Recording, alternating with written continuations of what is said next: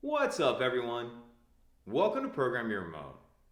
Today we're going to take a look at how to add a code that'll work on the keypad that's located on the outside of the driver's door on a 2013 Ford Escape. This same procedure is going to work on many different Ford Lincoln Mercury vehicles, but for this video we're specifically going to be looking at the Escape. The first thing we'll need is the 5-digit permanent factory code that comes with the vehicle. And that comes from the factory on a little white card on the back of your owner's manual. If you don't have that available, that code is also physically located on the vehicle, and we've covered how to find that in another video. I'll put a link to that video in the description box of this video.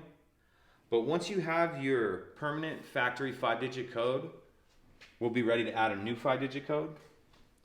So the first thing you need to do is enter that permanent code. Then press the 1-2 button. Now enter your new 5-digit code. I'm just going to use 1, 2, 3, 4, 5. And after a couple seconds, we should hear the door lock cycle. And now that code should have been added. So let's go ahead and test it out. So at any time, you'll hold the 7890 button without pressing the code to lock it. And now let's try our new code. 1, 2, 3, 4, 5.